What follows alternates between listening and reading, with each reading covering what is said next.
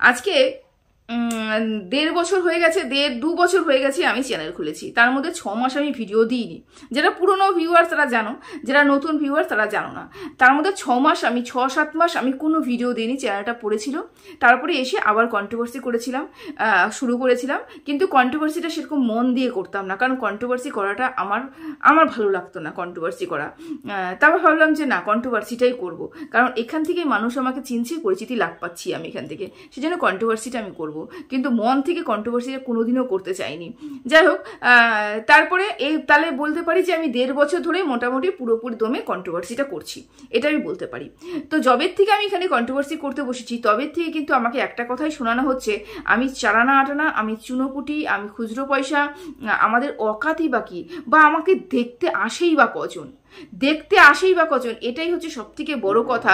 আমাদের মতন চালানা আটানা কিছু মানুষদের, দেখো আমি অন্য কোনো কন্ট্রোভার্সি ক্রিয়েটারের কথা বলবো না, আমি আমার কথাই বলবো। যেহেতু আমার ভিউজ কম, যেহেতু আমার চ্যানেলে সাবস্ক্রাইবার সংখ্যা কম, আর যেহেতু আমাকে মানুষ দেখে কম, এবার দেখে কম আমি কি হিসাবে বলছি বলতো, আমার চ্যানেলে সাবস্ক্রাইবার যতটুকু সেই হিসাবে বলছি। কিন্তু আমি যতটুকু জানি, আমার চ্যানেলে যতটুকু সাবস্ক্রাইবার, তার আন্দাজে যদি পার্সেন্টেজ হিসাব করি, তাহলে প্রত্যেকটা মানুষের যা সাবস্ক্রাইবার, যেই পার্সেন্টেজে মানুষ ভিউজ দিচ্ছে, সেম পার্সেন্টেজে কিন্তু আমার চ্যানেলেও ভিউজ হচ্ছে। তাহলে যদিও আমার চ্যানেলে সাবস্ক্রাইবার কম বলে আমার ভিউজের সংখ্যাটা কম, সেই জন্য কিন্তু সবার চোখে লাগছে। যদি পার্সেন্টেজ হিসাব করি তাহলে কিন্তু সমানেই রয়েছি, এটা বলছি আর কি। তবুও তাদের মনে হয় আমি চালানা আটানা, আমার কজন বা আমাকে দেখে, আমাকে কজনই বা ভিউজ দেয়, তার উপরে আমার বড় বড় লেকচার, বড় বড় কথা। অবশ্যই আমার কথা যখন একদম তীরের মতন গিয়ে লাগছে, ভদ্র কথা ভদ্র ভাষা যখন তীরের মতন গিয়ে লাগছে, তখনই বলছে যে চালানা আটানা দেখছেই বা কজন। তাহলে দেখছেই যখন 2-4 জন, তাহলে সেই কথা, সেই কন্ট্রোভার্সি চুনুই পুটিকে নিয়ে আলোচনা করারই বা কি দরকার আছে, তাই না? আমাকে তো কজন ভিউয়ার্স দেখছে না দেখছে সেটা তোমরা ভালো মতনই জানো। তাহলে আমার মতন একটা ছোট্ট চালানা আটানাকে নিয়ে কথা বলারই বা কি দরকার আছে? কারণ আমার তো বেশি সংখ্যা নয়, আমাকে তো ভিউজ কেউ দিচ্ছে না।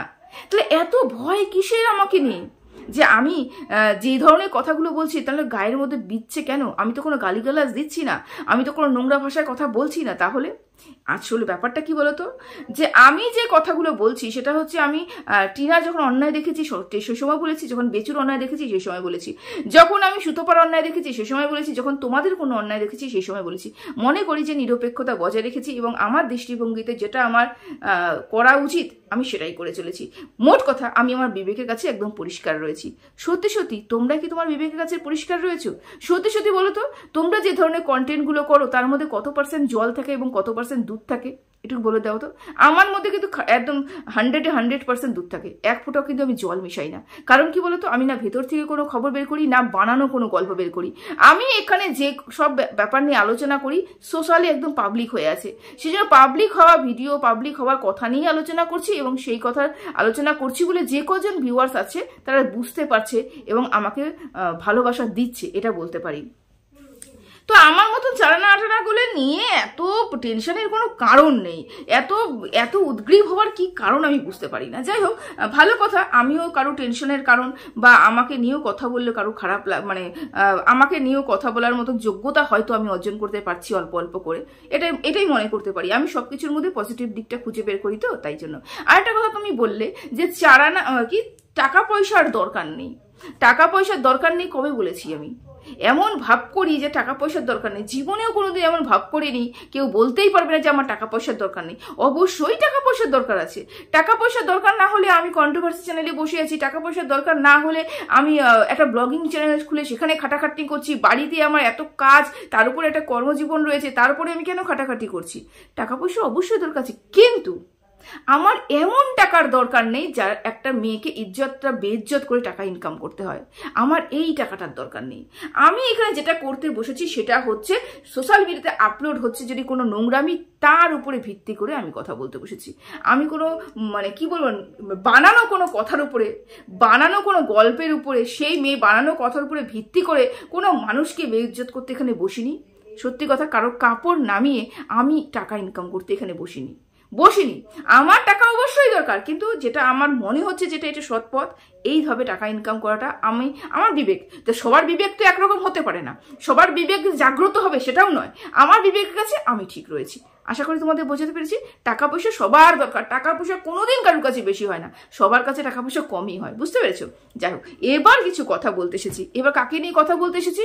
গুপ্তিকে নিয়ে। ও আমি গুপ্তি বলেছি বলে গুপ্তির ভীষণ সমস্যা হয়েছে, পুরোনো যুগে পড়ে রয়েছি গুপ্তি বলে সবাই ডাকছে। কারণ ইদানিং না সে নিজের নামটা শুনতে শুনতে অভ্যস্ত হয়ে গেছে, ইদানিং সে নিজের নামটা শুনতে শুনতে অভ্যস্ত হয়ে গেছে। সে কেন গুপ্তি কেন তাকে বলছি, সে ভীষণ পরিমাণে আপসেট হয়ে গেছে। কিছু করার নেই বলো তো, চ্যানেলের স্বার্থের জন্য আমি আর নাম ধরে ডাকতে ইচ্ছে করলেও পরেও আমি ডাকতে পারবো না, আমাকে গুপ্তি বলতে হবে। যারা তোমার সাথে খাতির করেছে, ভালোবাসা দিচ্ছে, ভালো কথা, তো ভালো কথা, সেই জায়গাটা তুমি অর্জন করতে পেরেছো। না হলে হয়তো তাদের স্বার্থের জন্য তোমরা তার কাছে মিশছো, তো সেই তোমাদের কাছে মিশছে। আমার তো সে এখনো পর্যন্ত সেই স্বার্থ আসেনি। যদি স্বার্থ কোনোদিন আসে তখন দেখা যাবে নি, তোমাকে হয়তো আমি তাহলে তোমার নাম ধরে ডাকবো, তাই না? যাই হোক, এবার বক্তব্য হচ্ছে গুপ্তির ভীষণ পরিমাণে আপসেট কিসের জন্য? যে তার হাজবেন্ড যে পরক্রিয়া করে, সেটা আমরা ওয়াইটিতেই শুনেছি।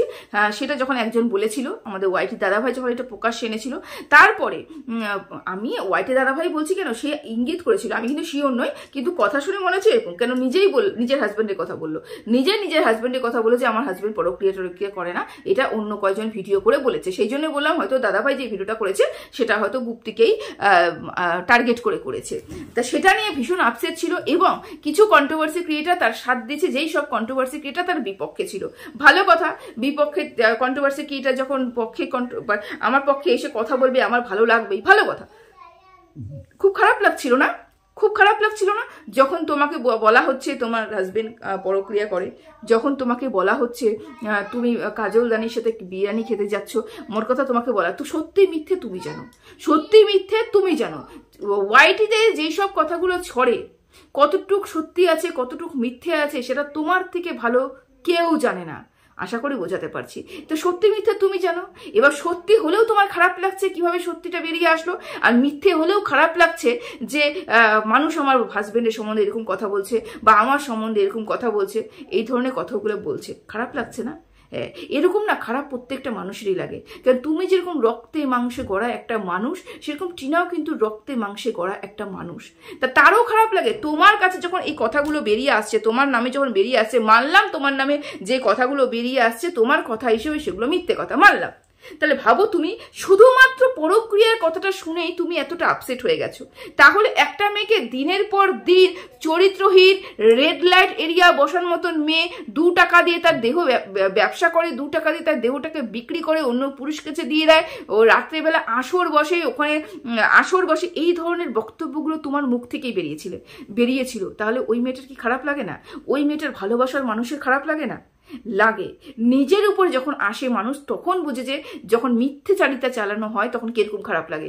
টিনা যে ফোকলার সাথে জড়িত ছিল না সেটা কিন্তু আমরা কোনোদিনও বলিনি। টিনা যে ফোকলা ইশারাতে সাড়া দিয়ে যে অন্যায় করেনি সেটাও কোনোদিনও বলিনি। তখনও বলেছি টিনা অন্যায় করেছিল, এবং ফোকলার সাথে ছিল, কোন পরিস্থিতিতে ফোকলার সাথে ছিল সেটাও পরিষ্কার করে জানিয়ে দিয়েছি। কিন্তু ফোকলা বাদ দিয়ে যেই সব পুরুষগুলোর সাথে কথোপকথনের কথা বলা হচ্ছে, সেক্সুয়াল আলোচনার কথা বলা হচ্ছে, ভিডিও কলিং এর কথা বলা হচ্ছে, তারপরে শারীরিক সম্পর্ক কথা বলা হচ্ছে, সত্যতা কতটুকু রয়েছে? ফোকলা অবধি আমরা আমি মেনে নিলাম, ফোকলা অবধি ঠিক আছে, কিন্তু তারপরে যেগুলো বলা হচ্ছে কতটুকু সত্যতা রয়েছে? কতটুকু সত্যতা রয়েছে? যেখানে অর্কদ্বীপ পর্যন্ত বলে দিয়েছে যে আমার সাথে তার 28 দিনের সম্পর্ক কোনো কিছু হয়নি, আর বিশ্ব ব্রহ্মাণ্ডের তো কোনো নামও নিশানও তো খুঁজে পাওয়া যায়নি। অথচ তোমরা একটা মেয়ে সেকেন্ড মানে হাজবেন্ড ছাড়া একজনের সাথে সম্পর্ক আছে বলে তাকে তোমরা রেড লাইট এরিয়ার নিচে বসিয়ে দিয়েছো। তাহলে ভাবো তো তার কতটা খারাপ লাগতে পারে, তার কতটা কষ্ট হতে পারে, তাই না? তোমরা একটা বয়োজ্যেষ্ঠ মানুষ, এবং তোমাদের এই বয়সে যখন বুদ্ধি পাকা, সেই বয়সে এসে যখন তোমরা এরকম আপসেট হয়ে যাচ্ছ, এরকম তোমরা কষ্ট তো ভুগছো, মিথ্যে কথা শুনে বা সত্যি কথা বাইরে যেই কোনো কষ্ট তো তোমরা ভুগছো। তাহলে সেই ক্ষেত্রে ওই বয়সের একটা মেয়ে কেন কষ্ট পাবে না? ওই বয়সের মেয়ে এসে কেন মানে কি বলবো, ও ভেতরে কষ্ট পাচ্ছে, ও কোনোদিনও বাইরে এসে প্রকাশ করেনি। যাই হোক, নিজেকে দিয়ে বুঝতে হয়। যখন আমি একটা মেয়েকে বলছি আমি তাকে কন্টেন্ট করতেই পারি, ফোকলাকে নিয়ে আমি 1000টা কথা বলতে পারি, ফোকলাকে আমি দেখেছি, ফোকলাকে নিয়ে ও সম্বন্ধটা নিজে স্বীকার করে নিয়েছি বলতে পারি, কিন্তু আরো 5জন 6জন, একজনে প্রমাণ দিতে পেরেছো কি? 5জন 6জন তো দূরের কথা। তাহলে সেই মেয়েটাকে রেড লাইট এরিয়া বসানো যায় কি? যায় না কিন্তু, তাই না?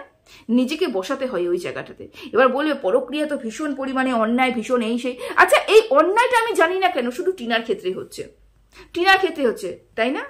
এই যে তুমি আজকে কমেন্ট পড়ে ভিডিও করছো, যেটা হচ্ছে অনেক একা একা একা একা করেছে, এখন আর একা কথাটা শুনতে ইচ্ছা করে না টিনার মুখে। কোনো কমেন্ট, টিনার কমেন্ট বক্সে কেউ হয়তো কমেন্ট করেছে, ভালো কথা কমেন্ট করেছে, সেই কমেন্ট নিয়ে তুমি ভিডিও করছো। কমেন্ট নিয়ে ভিডিও করলে ভিডিওটা একটু বড় হবে আর মানুষও একটু দেখবে, ভালো কথাটার কন্টেন্ট তুমি খুঁজে পেয়েছো।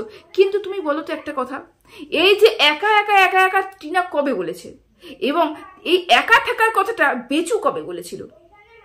বেচু কবে বলেছিল? বেচু তো শুরুর থেকেই বলেছিল, প্রথম দিন বলেছিল যে আমি আমার ছেলেকে নিয়ে, মাকে নিয়ে, বাবাকে নিয়ে একা থাকতে চাই। তুই 14টা দেশের কাছে চলে যা, আমার দেখার দরকার নেই, আমি একা লাইফ লিড করতে চাই, আমি একটা সিঙ্গেল ফাদার হতে চাই। আচ্ছা, যখন টিনাকে একা একা একা একা নিয়ে তুমি কথা বলে প্রতিবাদ করছো, মানে তুই কতবার একা বলবি, সব জায়গাতে ধোকা ছিলিস তবু একা বলছিস, তাহলে এই প্রশ্নটা সাথে সাথে কেন আসে না? বেচুও এই কথাটা বলেছে, তাহলে টিনাকে যখন আমি ধোয়াবো তাহলে বেচুকে কেন আমি ধোয়াবো না? এই কথা তো বেচুও বলেছিল, সর্বপ্রথম বেচুও বলেছিল যে আমি একাই থাকবো, একাই খাবো, একাই থাকবো, এক সিঙ্গেল ফাদার হবো, একাই সবকিছু করবো। এই কথা তো সর্বপ্রথম বেচু বলেছিল। তাহলে বেচুকে সর্বপ্রথম এই কথাটা কেন তোমরা বলে আগে একটু গালি পেরে নাও না? যে প্রথম রাস্তা দেখায় পরের মানুষ তো সেই রাস্তায় চলে, তাই না? তাহলে প্রথমে যে রাস্তা দেখিয়েছে, তাহলে প্রথমে তাকে একটু গালি দিতে হয় না? তারপর তো দ্বিতীয় মানুষ যায়, তারপর তাকে গালি দেবে, তাই না? তাহলে প্রথমকে ভুলে গিয়ে দ্বিতীয়র উপর বারবার অ্যাটাক করা হচ্ছে কেন? আচ্ছা, এই একটা ব্যাপার। ছেলেকে তুই না নিয়ে এসে, সব থেকে বড় কথা, তুই ছেলেকে নিয়ে ট্রাম্প কার্ড খেলেছিস যে আমি ফোকলাকেও চাই না, আমি বেচুকেও চাই না, আমি ছেলেকে চাই। এই কথা কে বলেছিল? টিনা বলেছিল। এই কথার পরিপ্রেক্ষিতে তুমি কি বললে যে তুই ট্রাম্প কার্ড খেলেছিস, ছেলেকে ইউজ করেছিস। আচ্ছা, যদি ছেলের কথা একবার বলাতে একটা মার কাছে এটা ট্রাম্প কার্ড হয়ে যায়, একটা তুরুপের তাস হয়ে যায়, বলে কন্টেন্ট হয়ে যায়, তাহলে এরকম কন্টেন্টও বেচু প্রতিদিন করছে, বেচু প্রতিদিন করছে। আচ্ছা, তখন এই কথাটা বলার সাথে সাথে বেচুকে কেন 2-1বার গালি দিচ্ছ না, বা বেচুকে কেন 2-1বার বলছো না এই কাজগুলো তো তুমিও করেছো, এই কাজটা তুমিও করেছো, তুমিও তো একা থাকবে বলেছো, তুমিও বলেছো তোমার জীবনে কাউকে প্রয়োজন নেই, কিন্তু প্রতিটা মুহূর্তে তোমাদের বাড়িতেও আমরা কোনো মহিলার উপস্থিতি লক্ষ্য করতে পেরেছি। টিনাকে বলছো বলো, টিনাকে বলছো বলো, টিনা বলার মতন কাজ করেছে, ঠিক আছে, তোমাদের চোখে বললাম, টিনা বলছে বলো, কিন্তু প্রথমে যে কাজগুলো করেছে তাকে একবার দাও। তাকে দিতে পারছো না?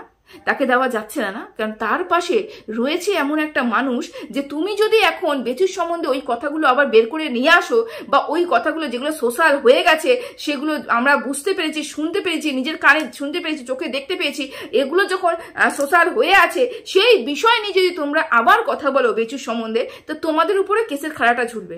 একজন আসবে, এসে লাইভ করে তোমাদেরকে হুমকি থুমকি যা যা আছে দিয়ে টুক করে বেরিয়ে চলে যাবে, এবং তোমরা ভয়ে থতথতথতকে কাঁপবে, তাই তো? এই জন্য বলতে পারো না, তাই না? একই কথা টিনার জীবনেও ঘটে গেছে, বেচুর জীবনেও ঘটে গেছে। টিনার পুরনো কথাকে টেনে টেনে টেনে টেনে রবারের মতন বড় করছো, এবং ছিঁড়ছো, গিট লাগাচ্ছ, আবার টানছো, বড় করছো, ছিঁড়ছে, আবার গিট লাগাচ্ছ, আবার টানছো, বড় করছো। অথচ বেচু সেম কাজগুলো করে রেখেছে, তাকে নিয়ে তো বলার ক্ষমতা তোমাদের নেই, তাকে নিয়ে তো তোমরা বলছো না। এবার এখন বলবে কই আমি তো তাদেরকে নিয়ে বলি, তাকে নিয়ে তো বলি, কতবার বলো? টিনার মতন কি বলো? কাজ তো টিনা যেটা করেছে বেচু সেটা করেছে। বেচুও তো এই কথাই বলেছিল, বাচ্চা ছাড়া আমার কিছু প্রয়োজন নেই। তাহলে কেন আর বাগে চলে গেল, কেন শোলেতে চলে গেল? একটা মেয়ের ফটো আমরা ঢেঁড়সের চ্যানেল থেকে দেখতে পেলাম, এখনো পর্যন্ত ঢেঁড়স তার ওই হাফ প্যান্ট বাহিনী বলে বিভিন্ন ধরনের ইয়েগুলো রিলিজ করছে, এখনো পর্যন্ত রিআপলোড করছে, আমরা দেখতে পাচ্ছি। তাহলে সেগুলো নিয়ে কেন আলোচনা হয় না? সেগুলো নিয়ে কেন আলোচনা হয়? থরথর করে কাঁপছে ভয়ে, কারণ টিনার পাশে সেরকম শক্তপোক্ত কোনো মানুষ নেই বলে। অন্যায় টিনাও করেছে, বেচুও করেছে, তাহলে ধোয়াবে যখন টিনাকে একা কেন ধোয়াবে? বেচুকেও ধোয়াও, বেচুকেও ধোয়াও, বেচুকেও বলো তুমিও এই কথাটা বলেছিলে, তুমিও এই কাজটা করেছিলে, কিন্তু বেচুর সম্বন্ধে তো সেই কথা বলতে পারো না। কিছু কন্ট্রোভার্সি ক্রিয়েটার মিলে শুধুমাত্র ওই মেয়েটার পিছনে লাগতে পেরেছে, কারণ মেয়েটা জবাব দেয় না, এবং মেয়েটার পাশে স্ট্রং কোনো কেউ দাঁড়িয়ে নেই যে মেয়েটার হয়ে এসে লাইভ করবে, প্রতিবাদ করবে। সেই জন্য মেয়েটাকে সবাই বলতে রাজি, সবাই সুন্দর করে মেয়েটাকে বিক্রি করে ইনকাম করে যাচ্ছে। অথচ সেম কাজ তার হাজবেন্ডও করে বসে আছে, এখনো পর্যন্ত লিগাল হাজবেন্ড, সেও করে বসে আছে। কিন্তু কেউ তাকে বলবে না। কেউ বললে পরে তো লাইভ শুরু হয়ে যাবে সাথে সাথে, এবং তোমাদেরকে একদম টানতে শুরু করবে। কারণ অনেক কারনামা ভিতরে করে রেখেছে, তো অনেক গ্রুপ কল হয়েছে, অনেক গ্রুপে অনেক কথা হয়েছে, ভয় আছে তো, তাই না? এই কারণেই বলেছি এই ধরনের টাকা আমার চাই না। এই কারণেই বলেছি টাকা চাই, এই টাকা চাই না। অন্যায় করেছে যে দুজনকেই বলবো, যে যে অন্যায় করেছে। যে কোনো একজনকে বলবো না তো, যে কোনো একজনকে বলবো না, যে অন্যায় করেছে তাকেই বলবো। বেচু অন্যায় করেছে, সর্বপ্রথম বেচু অন্যায় করেছে, প্রতিটা ক্ষেত্রে বেচু অন্যায় করেছে। তার বেচুকে সর্বপ্রথম ধোয়াও, তারপর টিনাকে ধোয়াও, কিচ্ছু বলবো না। ধোয়াও। 3টে ভিডিও টিনার নামে কেন প্রতিদিন? একটা ভিডিও তো বেচুর নামে প্রতিদিন নামাও যদি দম থাকে। আসলে কি বলতো, দম নেই। দম তোমাদের ওই লাইভ যখন হয় তখন একটু টুটু করে বেরিয়ে চলে যায়। আর টিনার ক্ষেত্রে বললাম যে বলার কেউ নেই, আরামসে বলে আরামসে ভিডিও করে যায়। কোন ছেলের কথা বলেছো? বিশ্ব ব্রহ্মাণ্ডের এখনো পর্যন্ত কোনো খবর পেয়েছো? ঢেরস্তা চ্যানেলে কি রিভিল করেছে? কিছু রিভিল করতে পেরেছে? পারেনি। পোকলা যতটুকু অর্ক সম্বন্ধে বলেছে সেটা জোর জবরদস্তি কথা বলানো হচ্ছে, জোর করে। অর্ক যখনই কিছু বলতে যাচ্ছে পোকলা চুপ চুপ, আমার কথা শোনো, চুপ আমার কথা শোনো, চুপ আমার কথা শোনো। এখানে বোঝাই যাচ্ছে যে অর্ক একটা ভীতু ছেলে, এবং তাকে ভয় দেখিয়ে দিয়ে যেটুকু বলানো হয়েছে। একটা মেয়ে তার স্বামীর ঘর ছেড়ে এসে দ্বিতীয় স্বামী না লিভিং পার্টনার যাই হোক, যার সাথে থেকেছে সেখানে তার পছন্দ হয়নি বা কিছু হয়েছে, বেরিয়ে গেছে। ভালো কথা, বেরিয়ে গেছে। তাকে রেড লাইট এরিয়ায় বসার মতন মেয়ে ছেলে বলা যেতে পারে না। বুঝতে পেরেছো? যখন নিজের উপরে আসছে তখন বুঝতে পারছো একটা মিথ্যে কথা বললে কতটা গায়ে লাগে। আর ওই মেয়েটা কেন চুপ আছে? কারণ এগুলো দেখলে পরে ওর মেন্টাল হেলথ খারাপ হবে। ও দেখেই না, সেজন্য চুপ রয়েছে। নির্লজ্জ নয়, ও দেখেই না, পাত্তাই দেয় না। কারণ তোমাদের মতন কিছু মানুষ এক হলে যদি 25%, 75% ওখানে জল মিশিয়ে দুধের জলে তুমি এক করে দেবে। সেই কথাগুলো শুনে কিছু দর্শক টিনার কমেন্ট বক্সে গিয়ে কমেন্ট করতে আসবে। সত্যি। সবাই ভালো থেকো, সুস্থ থেকো, টাটা।